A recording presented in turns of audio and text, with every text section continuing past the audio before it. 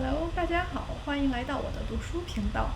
这里是新的一期，在这一期我们以往的不同，我们会用简短的时间为大家去分享在过去的一年里读过的一些好书，也为大家带来这些好书的精髓。当然，这些内容仅供参考，我的解说也是参考了许多网络上的资料。如果有对我推荐的书感兴趣的，喜欢的同学们可以去购买全书阅读。好的，那么我们今天要分享的这本书名字叫做《富人的逻辑》。这本书回答了我们如何去创造财富，并且如何通过明智的投资来增加财富，做一个有钱的人。首先，这本书的作者是雷纳·齐特尔曼，他是德国历史上的历史学家和社会学家，并且有历史学和社会学的双博士学位。同时，他也是德国《世界报》的一个高级主编。作为作者，曾经在柏林自由大学社会学科研究中心做过一些研究的工作。齐特尔曼他也曾经是德国一家领先的地产行业的传播顾问。好的，那么我们来进入这本书，来一起看一看吧。为什么有的人暴富了，却在短时间之内又失去了所有的财富呢？那么我们又应该如何去创造财富和去拥有财富呢？好多人都说，等我有钱了，我可以让身边的亲人过上更好的生活。等我有钱了，我想买什么就买什么，就不用为生计而发愁。相信很多人都曾渴望过大富豪一样的生活，富足而安逸。可是呀，大家都知道挣钱并不容易，但是其实花钱也是同样不容易的一件事儿，难道不是吗？那我们如何做才能够让手里的钱发挥最大的价值，并且源源不断的变得更多呢？那么今天要介绍的这本《富人的逻辑》，如何创造财富，并且如何保有财富，这本书现在能够为大家揭晓这一面。这本书的作者呢，用通俗的语言总结了富人的逻辑思维，如何通过明智的投资去增加财富，从而最大的利用拥有的财富，一直做一个有钱的人。好，那么我们接下来说一说这本书的核心内容。我将从3大部分来讲解，其中第一部分是富人与普通人的区别在哪里，第二部分是富人如何创造财富，第三部分是富人如何保有财富。那么第一部分，富人与普通人的区别在哪里？首先我们来听一个富翁与穷人的故事吧。从前有一个穷人，认为富人之所以能够成为富翁，只是运气好罢了，并且如果这个穷人也有一样的资本，一定也能致富。于是这个穷人就向神灵祷告说，如果神灵让他跟富翁一样有起点，他也可以成为有钱的人。结果呢，这个神灵就满足了他的要求，把一位富翁变得跟他一样一贫如洗，然后各自赋予他们一座一模一样的矿山和采矿工具，让他们自谋生路。神灵1年之后来看看结果。第一天，穷人和富人都挥汗如雨地干了一整天的活，最后把挖出来的矿卖了50块钱。穷人当即就拿着这笔钱大吃大喝了一通，而富人却只花了5块钱买了一个馒头，填了一下肚子，就用这剩下的钱又买了一套开采工具。第二天，穷人依旧挥汗如雨地挖了50块钱的矿，用这些钱给家里添置了一些东西，而富人以25块钱一天的价格雇佣了2个人来帮他干活，最后挖了100块钱的矿。富人为什么没有干就得了50块钱，又买了一套工具？第3天、第4天、第5天，穷人每天都把赚到的50块钱吃光用光，而富人的矿山早已热火朝天。他现在每天都有大笔金钱入账，已经在盘算着买下第2座矿山了。买下了第2座矿山，他就可以继续扩展生产规模。果不其然，1年之后，这个穷人依然贫穷，而被神灵剥夺了财富的富人再一次变成了和之前一样的有钱人。很多时候我们总是埋怨上天不公平，每天我们那么努力的赚钱，为什么还是很穷？认为是时机和运气不够好，可是真的是这样吗？上面的故事告诉我们，穷人和富人的区别就在于，一个人所有的金钱数量远不如他用这些金钱去做什么重要。保住并增加你的财富才是致富的关键。第二部分，富人如何创造财富。在了解富人和普通人的区别后，我们接下来再了解一下第二部分内容。富人是如何创造财富的？一个人想要富起来，只有自己先当老板。我们通常把自己给自己打工的人称为企业家。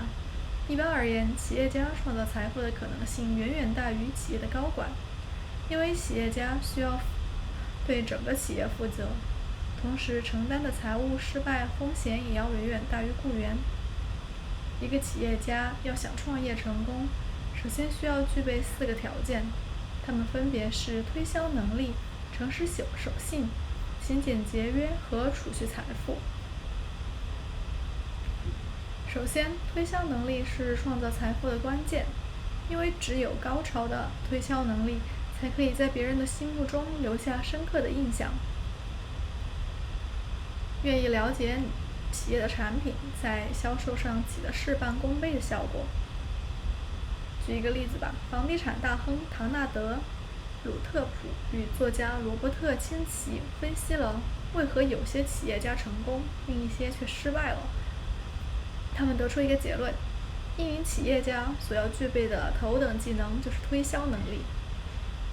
好了，第二，诚实守信是为人之本。人无信不立。诚实守信不只是一种美德，也是经商时的竞争优势。诚实对待所有的人非常重要。当时的世界首富约翰·蒂洛克菲承认，我能在生活中取得成功，主要归于我对别人的信任和我激发他们信任的能力。如果表现得不诚实，你可能失去取得商业成功的必要基础，多年甚至数十年建立起来的信任也会烟消云散。第三，勤俭节约是聚财法宝。虽然节俭不是大多数百万富翁变得富有的主要原因，然而勤俭节约就像是聚宝盆，可以让你的财富通过慢慢的积累越聚越多。研究发现，善于聚集大量财产的富人往往懂得量入为出，而少量财富聚集的人往往过着入不敷出的生活，一旦遇到突发事件就陷入金融危机。第四，储蓄财富是生财之道。如果你想变富，就需要学会储蓄财富。投资房地产或者是股票可以让储蓄变得更加简单，因为必须定期偿还房贷，或是你每个月都会留出一定数额的钱，所以可以养成储蓄财富的习惯。第三部分，富人如何保有财富。在了解了企业家创业成功的4个条件之后，我们接下来再了解一下第三部分的内容：富人是如何保有财富的。打江山容易，守江山难。当你创造出财富后，如何持久地保有财富是非常重要的事情。想要保有财富，就要知道如何进行明智的投资，让这笔钱可以通过增值获取更多的利润回报，否则终会因坐吃山空而失去这笔钱。明智的投资理财才会保有财富的关键所在。在理财上，无论是自己管投资还是咨询银行、资产经理或者其他类型的财务顾问，最终要对你的资金负责的只有你自己。除了你健康、工作和家庭外，你的财务状况是你人生最主要的组成部分之一。如果我们能在投资理财上避开4个误区，就算得上是个明智的人了。第一个误区就是不要把鸡蛋放在同一个篮子里。很多人认为不把所有的鸡蛋放在一个篮子里可以避免最糟糕的投资，这个是误区。因为分散投资剥夺了你做出最成功的投资机会，让你的投资精力变得分散。这是一个很明显的误区。第二个误区是低波动性等于低风险。很多人认为波动性特别大的投资是高风险的，这也是个误区。波动性小不等于低风险，波动性大也不等于没有机会和优势。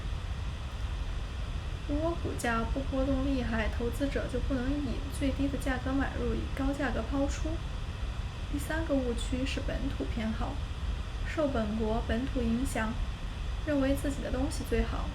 其实这是个误区，本土偏好会妨碍制定正确而明智的投资策略。第四个误区叫后视镜视角，这个说的是借助后视镜来投资。大多数投资者通过某只特定的股票在最近几个月或者几个月的表现来评价其潜在的能力，就像你开车的时候一样，需要透过前面的挡风玻璃往前看，而不是通过后视镜去往后看。未来投资永远不可能拿过去的经验说话，我们只有避开资产上的4个误区，才能够通过敏锐的目光捕捉市场需求的导向，看清投资方向，做出明智的投资理财举动，最终依靠不懈的努力创造财富和守住财富。说到这儿呢，这本书的基本内容就已经讲完了。下面我们一起来总结一下。首先讲了富人和普通人的区别，就在于保住并增加你的财富才是致富的关键。其次，富人是如何创造财富的？最后，富人是如何保有财富？通过投资规避的4个误区，明智的投资增加财富。好了，以上就是我们今天的全部内容。希望大家继续的持续的关注我的频道。那么我们下期再见，拜拜。